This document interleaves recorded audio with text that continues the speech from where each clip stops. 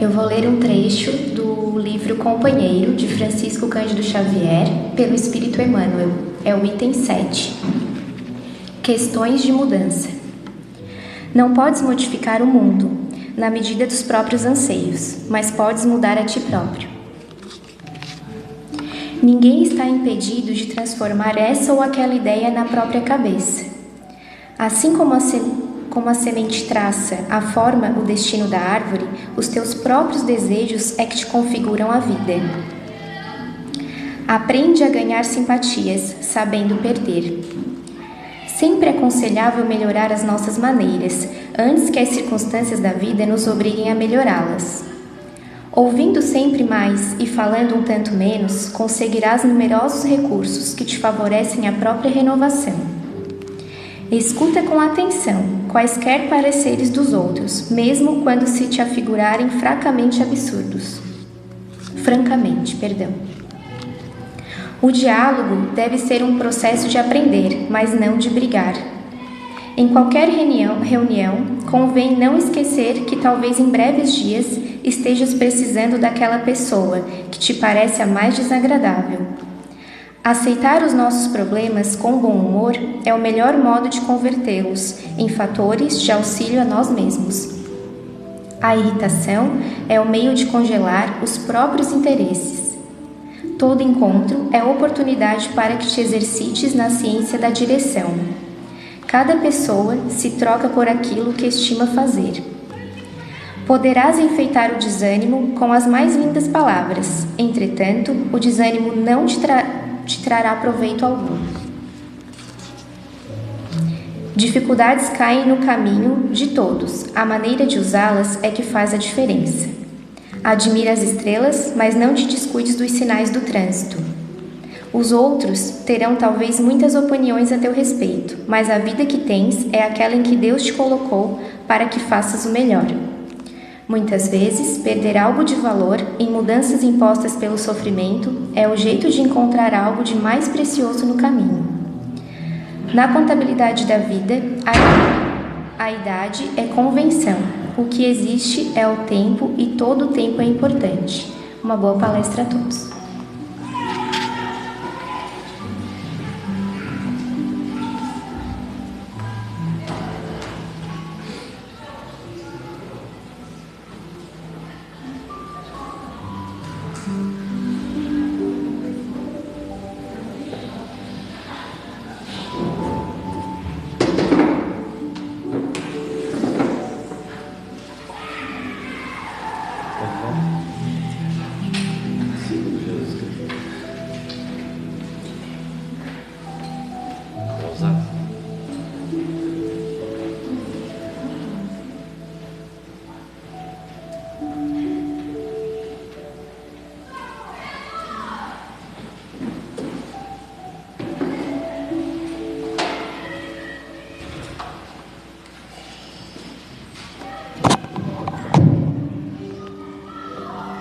Uma boa noite a todos.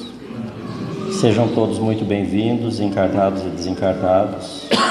Quem está chegando pela primeira vez à nossa casa, sintam-se abraçados por todos os trabalhadores, por todos os amigos espirituais que aqui já se fazem presentes, mesmo antes de nós aqui termos chegado. Como foi citado na oração, na leitura, nós queremos pedir a todos para que nesse momento possamos elevar o nosso pensamento a Deus, a Jesus, numa prece bem simples, bem silenciosa, para que possamos assim entrarmos também em sintonia com o Mestre amado, o nosso grande modelo e guia. Obrigado, Jesus, por estarmos nesse momento buscando mais uma vez seguir a Tua caminhada. Te agradecemos humildemente, grande irmão, por estar sempre ao nosso lado.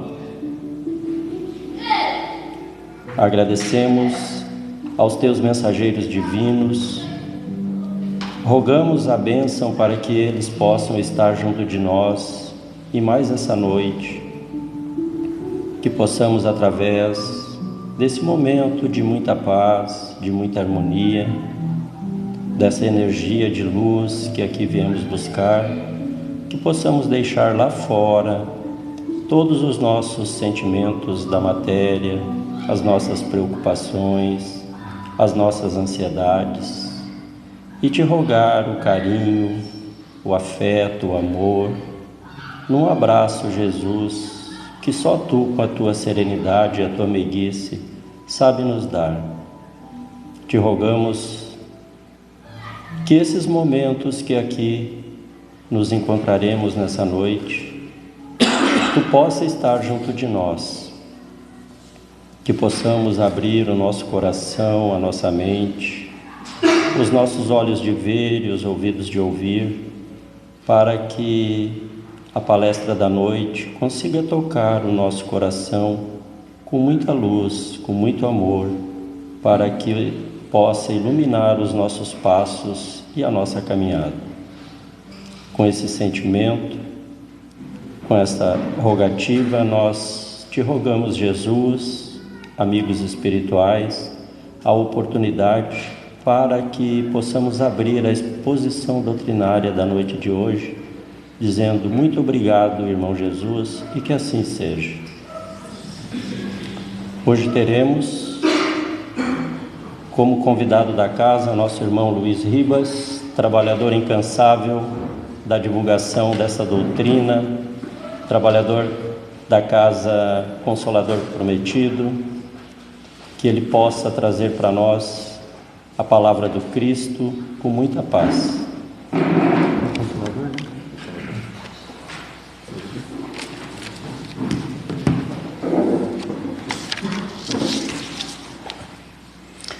Boa noite a todos. É uma alegria imensa poder estar aqui participando com todos de um momento de oração, de reflexão. Eu estava na dúvida de escolher o tema, aí eu vi que o Laércio fez a palestra sobre caridade, eu plagiei um pouco a palestra dele, mas não tem problema, a linguagem é a mesma, né, Laércio? Caridade segundo Jesus Cristo. Fui ousado. Se eu puder passar uma vírgula do que é a caridade segundo Jesus, eu saio daqui muito contente hoje. Para tentar iniciar a nossa reflexão, eu lembrei de um acontecimento com Chico Xavier. Um dos seus companheiros numa narrativa falou o seguinte: ele ficava muito intrigado de ver, quando o Chico começava os trabalhos dele atendendo o pessoal, aquela fila imensa de gente à procura, as pessoas beijavam a mão dele, ele pegava a mão da pessoa, beijava novamente, e no final do dia o lábio dele já estava sangrando. E um dia ele perguntou: Chico, por que você beija a mão de todas as pessoas que vêm aqui, beijam a sua? Ele falou: porque eu não posso me curvar para beijar os pés. Quando eu ouvi isso, eu digo assim: meu Deus do céu, que criatura é essa? De que planeta ele veio? Porque até então, o que nós queremos mais é ser beijados, ser acalentados, mas doar-nos depende do momento, da hora, do lugar. Havia um grupo que estava para iniciar as suas atividades mediúnicas na casa espírita, e eles estavam divagando de várias conversações antes de iniciar os trabalhos. A atividade mediúnica na casa espírita é um grupo que se reúne depois de um longo período de estudo, aprimoramento na casa, e vão receber a comunicabilidade com os espíritos. Tem o médio doutrinador, tem o sustentador e tem aqueles que dão passividade, psicofonia, psicografia, etc. E eles conversavam o seguinte: se eu pudesse ver os espíritos, aí sim, aí eu ficaria mais convicto com essa doutrina. O outro dizia: se eu pudesse ouvir a voz dos espíritos, aí sim, meu Deus, minha convicção seria plena. E assim eles divagavam vários assuntos em relação à mediunidade, que muitos não tinham, ostensivas. Iniciaram as atividades, fizeram uma leitura do Evangelho, e o tema que caiu foi a parábola do bom samaritano. Iniciaram a atividade mediúnica, e eis que um espírito se comunica através de uma senhora e diz o seguinte: vim atender às vossas aflições. Percebi que durante as conversações iniciais Vocês queriam galgar novas etapas dentro da comunicabilidade com os espíritos. Mas para que a gente possa entender por que não acontece muitas vezes, vamos nos ater à leitura do Evangelho desta noite, a parábola do bom samaritano. Descia um homem de Jerusalém para Jericó e fora tomado pelos ladrões, que o ultrajaram, espancaram e tomaram todos os seus pertences. Este homem elevou o pensamento a Deus e pediu em prece ajuda ao Pai Celestial, que não deixa de atender nenhuma das suas criaturas. Mandou que alguns emissários se postassem ao lado dele e emanassem vibrações por aqueles que ali passassem para ajudá-lo. E eis que desce pelo mesmo trajeto um doutor da lei, conhecedor das leis mosaicas, aquele que tem a obrigação de divulgar as leis dentro do sinédrio, dentro dos locais próprios, que vê, atende a vibração de pedido de socorro daquela criatura e todos os emissários de Deus que estão ao redor. Mas ele lembra que tem muitos afazeres, não dá para perder muito tempo com um só. Segue adiante. No mesmo caminho também desce um sacerdote, que na época o sacerdote também, conhecedor das leis mosaicas, dos 10 mandamentos, responsável por fazer os sacrifícios no templo, para aplacar a fúria de Deus, para não castigá-los, para Deus perdoá-los, que toma aquela vibração de pedido de socorro daquele que está caído e os emissários de Deus, mas olha, vê que não tem ninguém para perceber o ato dele, tem muitos afazeres também e segue adiante. Desce pelo mesmo caminho um samaritano, região de Samária, região próxima a Israel, lá no Oriente Médio, que tem os seus próprios cultos, descendentes dos israelitas, tem a religião considerada samaratismo, que recebe o impacto, as vibrações de pedido de socorro daquele que está caído, os emissários de Deus, deixa-se envolver naquela vibração, toca seu coração, desce da sua montaria, e o descer aqui tem um significado, né? Descer do orgulho, da pompa, da prepotência, e vai de encontro àquele que está caído no caminho, atende-o em todas as suas necessidades e faz mais, coloca-o sobre sua montaria, leva até a cidade, hospeda-o, cuida dele durante a noite e de manhã diz ao dono da hospedagem: vou deixar alguns trocados, se caso precisar, atendam, se faltar, quando retornar, restituo. Terminando a fala, a médium se cala por um instante e o espírito continua a manifestação. Agora vos pergunto: quais desses três é merecedor de galgar novas etapas dentro da comunicabilidade com os espíritos, do exercício da caridade plena entre os dois mundos? O mais antigo da casa, né, levanta-se imponente e diz assim: ora, o samaritano. Pois muito bem, meu irmão, vamos nós e façamos o mesmo. Então, dentro deste conceito, nós vamos começar a perceber que caridade, na doutrina espírita, ela tem uma abrangência tão grande, tão enorme, que nós ainda não entendemos. Porque os espíritos superiores, através de Kardec, foram dividi-la em duas etapas: caridade moral e caridade material. A caridade material nós já conhecemos plenamente, está dentro da filantropia, da doação de bens materiais. Geralmente a gente dá o que sobra, o agasalho, enfim, tranquilo. E é nobre, é um exercício, porque é dali que começa o princípio da caridade moral. Porque a caridade moral está atrelada à caridade espiritual. Ela tem a ver com a alma. Ela mexe com o ser que está aqui dentro deste corpo físico, que é momentâneo. Este que vos fala daqui a pouco vai ser uma lembrança. Tivemos o desencarne do seu Ageu há poucos dias atrás, vai ficar na lembrança, na saudade, nos ensinamentos, mas está no mundo espiritual hoje nos ajudando. Daqui a pouco serei eu, será o Laerte, não estou prevendo, tá, Laerte? Daqui a pouco seremos cada um de nós. Deixe-me aqui por enquanto. Então, dentro deste conceito, ela começa a tomar uma proporção muito profunda. E aí nós nos preocupamos, porque a doutrina espírita, a gente costuma dizer que ela é plena, ela é completa. E se ela não está completa, vem as obras suplementares. Após o desencarne de Kardec, Leon Denis, Caribalchute, Depois tivemos Divaldo, temos o Chico Xavier com 400 e tantos livros. Quantas reencarnações vão precisar para ler todos os livros do Chico? Então a gente vai começando a engatinhar, a aprender, certo? E Kardec se preocupou em perguntar aos espíritos superiores. O problema é esse. A doutrina espírita ela foi trazida pelos espíritos superiores, e como nós somos inferiores, é uma dificuldade para entender. Por isso que eu disse, se eu passar uma vírgula de Jesus hoje aqui, está ótimo. Então você tem que trabalhar a tua mente para tentar entender aquele conceito novo, que está ligado à imortalidade da alma, à vida futura. Não é só terra, tete a tete, corpo a corpo, vai além túmulo. E a caridade tem a ver além túmulo. Porque a gente descobriu que lá em nosso lar tem um tal de bônus hora. Quem vê o filme, quem lê a obra Nosso Lar, psicografia de Chico Xavier, Espírito André Luiz, tem um tal de bônus hora. E o bônus hora é tipo um pagamento, que não é dinheiro, é pelo bem que você realiza. Nossa, quer dizer que aqui a gente também tem bônus hora? Tem, só que a gente gasta mais, a gente está muito débito, está sempre no vermelho, né? Mas a gente vai, devagarinho, vai pagando as continhas lá e quitando os nossos débitos. E aí Kardec, na obra ímpar da doutrina espírita, o Livro dos Espíritos, muito pouco estudada e lida pelos espíritas, mas tudo bem, temos tempo para isso, né? A imortalidade da alma. E ele perguntou à espiritualidade, nas minhas palavras, qual é o sentido da caridade para Jesus?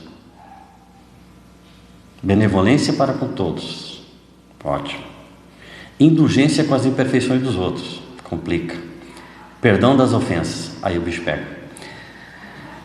Tentar trabalhar essas três aí para ver se a gente consegue tirar alguma coisa. Benevolência para com todos. O Laerte foi muito feliz, ele colocou amar ao próximo como a si mesmo, ou seja, mais próximo. Vou estender um pouquinho. Benevolência para com todos. Quem são os todos? Quem é esse todos? O senhor tem que ser bom com quem? O pessoal da casa espírita, o pessoal lá do trabalho, da sociedade. Porque a irmã Madre Teresa de Calcutá e a irmã Dulce falavam a mesma linguagem, disseram que é fácil amar os que estão longe, difícil os que estão do teu lado. Então a gente começa a ser bom com quem? Com quem está ao meu lado. E quem é que está ao meu lado todos os dias? Eu estou sendo bom? Esse exercício que eu faço de mudança moral, de caridade, eu faço com quem? Começa onde? Primeiro comigo, lógico. Preciso começar a gostar de mim. Como dizer, eu preciso me amar. Em primeiro lugar, descobri que eu sou um ser inteligente do universo. Pronto, então eu sou coisa boa. Não adianta eu me autoflagelar, me vitimar, isso é só temporário. Para quem não descobriu ainda, nós somos os seres inteligentes do universo. Nós não fomos criados só para Tubarão, Santa Catarina, planeta Terra. Nós fomos criados para o universo, estamos estagiando aqui. É só a primeira etapa nossa aqui no planeta Terra. Estamos ainda em provas e expiações, vem regeneração pela frente, depois mundo ditoso, enfim, era uma imensidade. Abriu-se um leque para a nossa vida e ela deixou de ser o cotidiano, o sol hoje, o sol agora, é plena. O dom maior que nós temos é o dom da vida. A vida ela é imensa dentro de nós, ela não se acaba. Sinto muito quem queria que ela acabasse, porque ela não acaba. E está aí a decepção por suicidas, não acaba, maior decepção. E nós tivemos o nosso tempo de hoje, é um tempo já predito em obras póstumas. Transtornos mentais e suicídio alarmante, principalmente nas crianças. É a nova era aí, que não deveria acontecer. Nós estávamos parados em frente à casa espírita, esperando para abrir, para começar o estudo. Estava eu e a dona Leia. E vem uma menina correndo. Um vestidinho rosa, um lacinho rosa amarrado no cabelo, correndo, desesperada, chorando. Dona Leia toma um impulso, agarra ela. Ela estava indo em direção ao rio, agarra ela e ela chorando, desesperada, leva para dentro do centro espírita. Que foi? Começa a conversar com ela, levar um carinho, e ela vai se acalmando. E aí a dona Leia, e eu fiquei na porta, né? E a dona Leia perguntou para ela: o que foi, minha filha? O que você estava? Para onde é que você estava indo? Eu estava indo para o rio me jogar. Como assim? 12 anos, gente. 12 anos. Como assim? Como?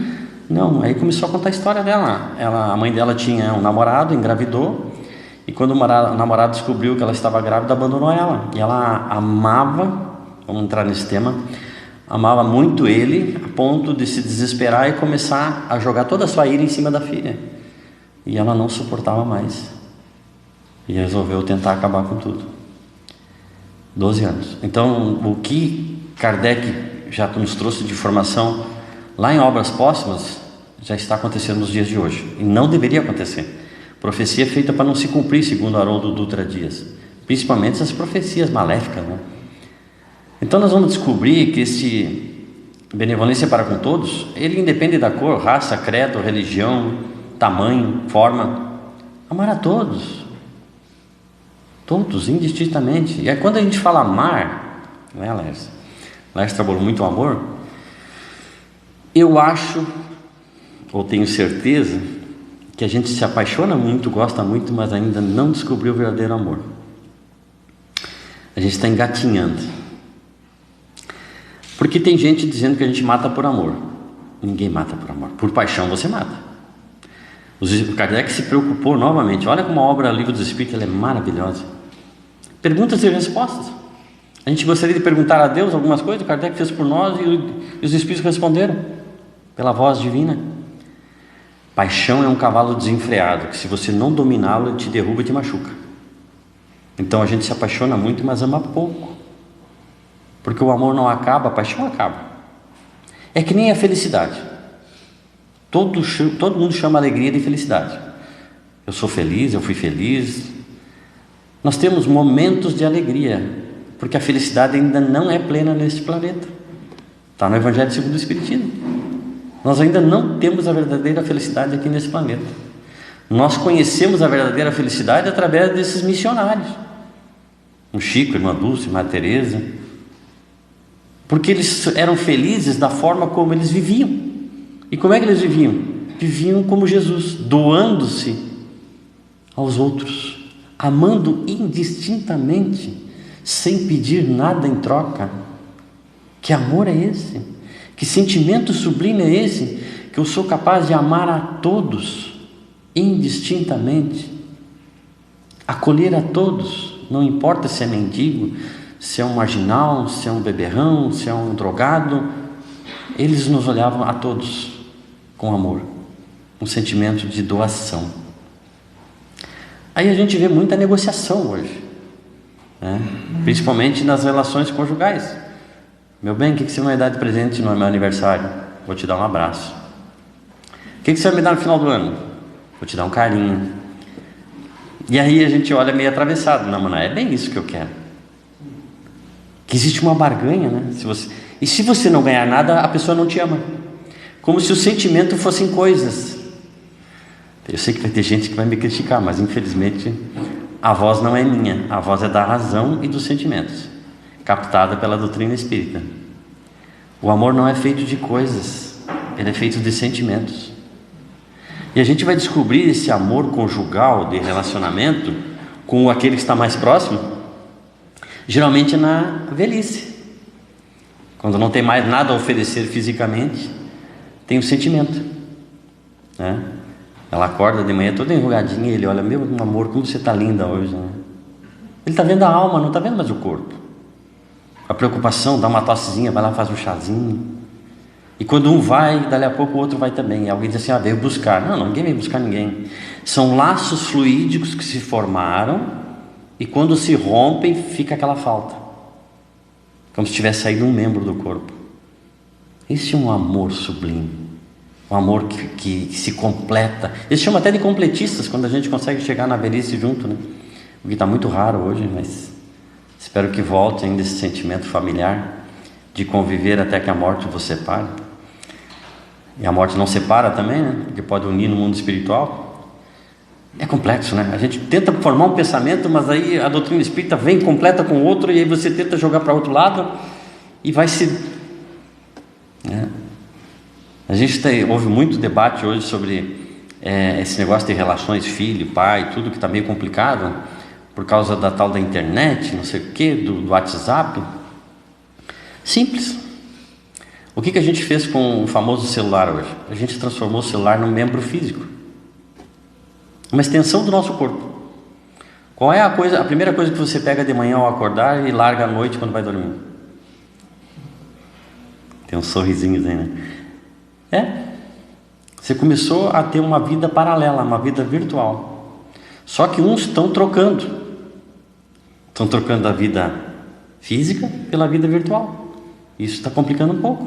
Mas vai voltar para o eixo, não se preocupe. É só um tempo, hein? Que tudo enjoa também, né? Daqui a pouco as pessoas vão começar a perceber que o contato físico, o olho no olho, a troca de vibrações, fluidos entre corpo e corpo, é essa a nossa função aqui. Essas relações são importantes, que o virtual não supre. Porque por mais que você seja o que você quiser no virtual, ali você não é. Ali você coloca alguém. Dizem que a gente costumava usar máscaras, né, na presença física. Agora a gente usa imagens. Interessante porque ali no virtual eu posso ser quem eu quiser, mas eu sou sempre bonzinho ali. Ali eu sou benevolente para com todos.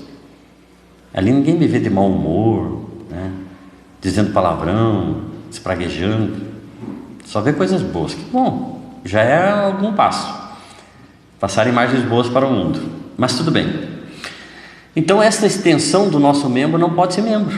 Ela tem que ser um instrumento útil para que a gente continue desenvolvendo as nossas aptidões, principalmente de comunicação. Então a benevolência, ela é muito mais do que simplesmente eu gostar de mim. Passo a gostar do outro sucessivamente. Posso não gostar hoje, mas faça um esforço. O Raul Teixeira encontrou uma mãe que disse assim: eu tenho 2 filhos que se brigam dia e noite, Raul. Descobri, são inimigos de outra reencarnação. Ok, minha senhora. Mas o que a senhora está fazendo para que eles agora se reconciliem? Está desenvolvendo alguma atividade emocional para que eles possam se reconciliar, já que descobriu que são inimigos? Porque, incrível que pareça, todo mundo foi inimigo, ninguém é amigo de outra reencarnação, né? Tu vai fazer uma conversa: meu marido briga comigo porque ele foi inimigo de outra reencarnação. Meu filho é inimigo de outra, mas não tem nenhum amigo lá atrás, só inimigo. A gente às vezes se complica nessa história. A realidade, ela é boa também, ela não é só ruim, ela está cheia de coisas boas, mas parece que as ruins chamam a atenção e a gente gosta. Mas a gente está mudando, já foi bem pior. Indulgência para com as imperfeições dos outros. O que é ser indulgente? É compreender que nós estamos em estágios diferentes de evolução espiritual aqui no planeta. Uns mais bons, mas com pouco conhecimento. Outros com muito conhecimento, mas com a bondade aniquilada. Então a gente convive, nós, seres humanos, enquanto espíritos humanos ainda, né, no estágio humano, com diferentes níveis de evolução espiritual. O interessante, sabe o que é? Que uma frase, se eu não me engano, foi do Cristo: conhecereis os verdadeiros cristãos por muito se amarem. Quando eu ouvi isso, deu uma dorzinha aqui dentro, porque nós espíritas, nós enchemos o peito e dizemos: nós somos os verdadeiros cristãos, porque nós estamos com a doutrina do Consolador prometido por Jesus, e nós estamos nos amando, nós estamos nos respeitando. E eu tenho visto tanto problema nas casas espíritas, de relacionamento entre os espíritas, que me assusta. Tanta dissidência de casas espíritas formando outra casa espírita, por dissidência, desentendimento. E aí eu fico me perguntando, se alguém, que eles leram a indulgência, compreensão, entendimento? Há muitos anos atrás eu tenho um costume no grupo de estudo de dizer: se um dia vocês se decepcionarem comigo, não se decepcionem com a doutrina espírita. Eu não sou a doutrina, estou divulgando as minhas imperfeições, mas não confundo pessoas com a causa espírita. Se você se contrariar com alguém, continue espírita, continue pela causa, que é muito maior, e as pessoas vêm e vão. Não deixe de ser espírita ou cristão, ou fazer o bem por causa de fulano. Os fulanos são imperfeitos. Não temos perfeitos nas casas espíritas, temos pessoas que estão procurando e lutando para tentar melhorar, junto com todos, nesse mundo de relações. entendendo que ora um está nervoso, o outro está agitado, o outro está... Uma das maiores dificuldades do relacionamento hoje conjugal é esse. As pessoas não toleram mais. Intolerância. Eu tenho um amigo que ele é advogado de causas civis e ele fala: eu nunca fiz tanto divórcio. E tu não tem noção, por coisas bem frívolas. Eu não aceito mais a cueca molhada lá no banheiro, a toalha molhada em cima da cama, um quarto desarrumado, não dá mais, não quero mais. E pronto, e salto fora e vou partir para outra. Intolerância. Quando na realidade toda a relação entre duas pessoas é justamente para ser indulgente. Entender que um tem menos dificuldade que o outro tem mais dificuldade, e assim um vai ajudando o outro. Aí eu sou benevolente com todos, porque agora eu sou indulgente também. Eu entendo por que eu tenho que ser benevolente. E aí começa um jogo bom, onde um supre a necessidade do outro. Mas não é bem o que a gente quer hoje, porque as facilidades do mundo estão fazendo com que a gente se distancie, né? Ao invés de se aproximar. A pandemia veio nos juntar novamente. Acabou a pandemia, nos separamos de novo. Vai ter que vir mais coisas. Será que é necessário? Será que não dá para mudar um pouquinho, melhorar um pouquinho nossa trajetória, nosso comportamento? Está lá no livro dos Espíritos. Não tem como fugir dessa obra. Conhece a ti mesmo. Começa a se conhecer, ver o que dá para mudar, o que faz um esforço. Será que eu não posso ser um pouquinho mais calmo, ter um melhor entendimento das coisas, ser mais manso, pensar mais antes de agir, dominar os impulsos, bateu, levou, falou, respondi. Será que não dá para, em vez de agir, aliás, em vez de reagir, agir um pouco mais? Baixar a voz diante de uma discussão. Porque se você tem razão, para que você vai discutir com alguém que diz que você não tem? E teima. As discussões vão subindo, daqui a pouco vira uma agressão. E quantas tragédias acontecem, muitas vezes por um desequilíbrio, e depois o arrependimento. Então, indulgência para com todos. Perdão das ofensas. Para que é bom o perdão?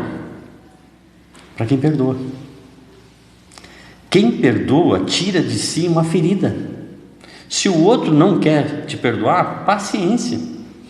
Ele segue a vida e eu sigo a minha. Mas para mim perdoar é o melhor que eu posso fazer para mim mesmo, porque eu tiro aquela ferida, aquele câncer que está me carcomendo, aquela mágoa, aquela aflição porque o outro fez algo contra mim.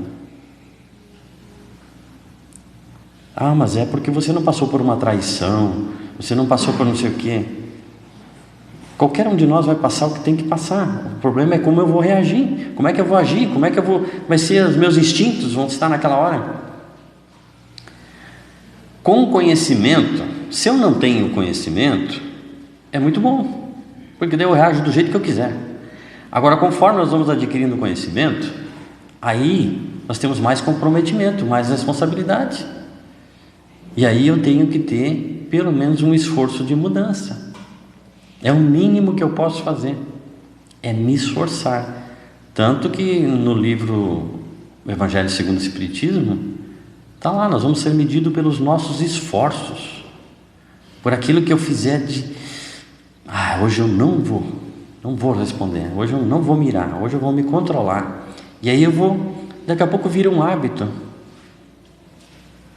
Eu sempre conto aquele milionário texano que foi visitar a Madre Teresa lá e viu ela limpando uma ferida podre da cabeça de alguém que chegava a ser os pedaços. Ele olhou e disse: irmã, nem por $1 milhão eu faço isso. Ela olhou para ele e disse: eu também não.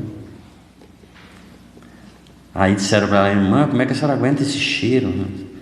No início a gente sente, depois acostuma e vira um perfume chamado caridade.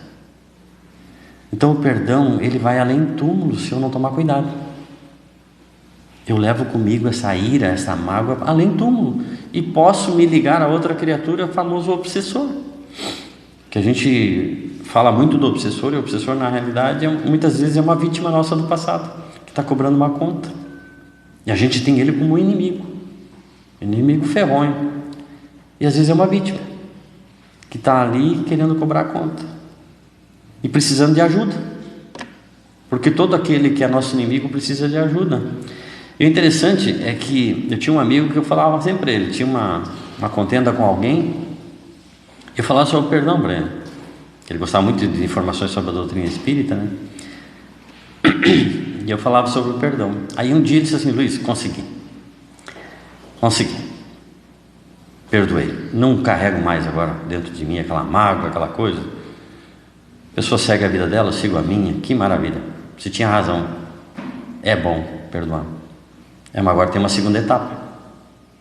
É o que eu falei para vocês, começa uma, aí aparece outra, vai ter que amar. Ah, não, aí complica. Não sou eu que falei, foi Jesus.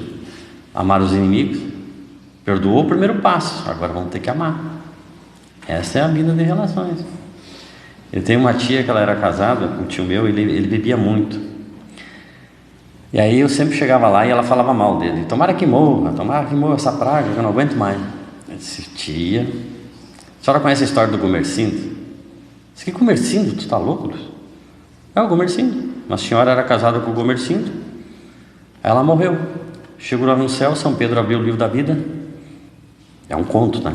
Abriu o livro da vida e lá tinha, ela estava na fila, né? Nossa, a senhora foi uma mãe exemplar, né? A senhora foi uma trabalhadora exemplar, nossa, maravilha. Mas tem um problema aqui. Que problema? O tal de Gomercindo. Meu Deus, nem me fala naquilo lá. Lavei, passei, aturei, aguentei, chega, deu.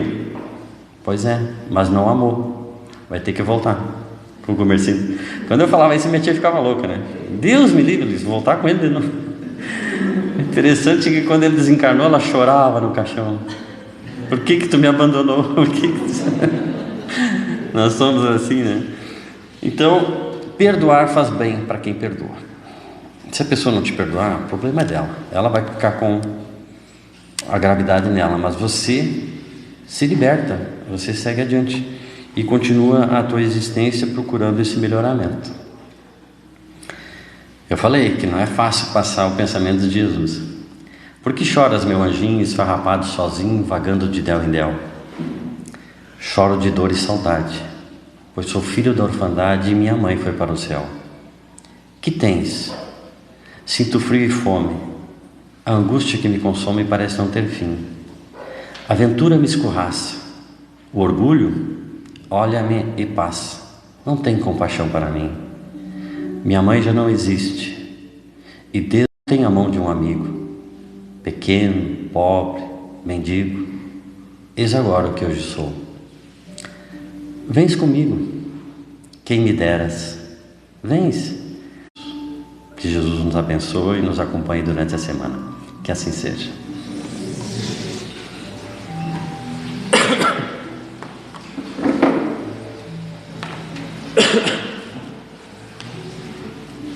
Para que possamos continuar nesse clima de muita paz, vamos elevar o nosso pensamento a Deus, até porque gostamos bastante, né, em saber dos bônus horas, mas não podemos esquecer do Gomercindo. Então agradecemos ao nosso irmão Luiz pela oportunidade deste belo banquete das palavras do Cristo proferidas por esse nosso irmão, e nós nesse momento vamos nos juntar todos unidos num só pensamento de muita luz, agradecendo ao Mestre Jesus por tudo que temos, por tudo que somos, agradecendo por esse banquete espiritual, que possamos levar daqui, na noite de hoje, um pouquinho desses pensamentos, desse conhecimento e aplicar na nossa família, no nosso trabalho, durante a sociedade, em todos os locais onde nos encontrarmos, esse BIP, que é a benevolência, a indulgência, o perdão. Sabemos que a caminhada, às vezes, é um pouco pesada, mas temos a certeza que o Cristo está ao nosso lado, pois, como Ele mesmo comentou, somos as suas criancinhas. Estamos ainda muito longe do final, muito próximo do início. Que possamos conter a nossa ansiedade, que possamos nos acalmar, colocando o nosso pensamento junto de nossos passos, das nossas decisões.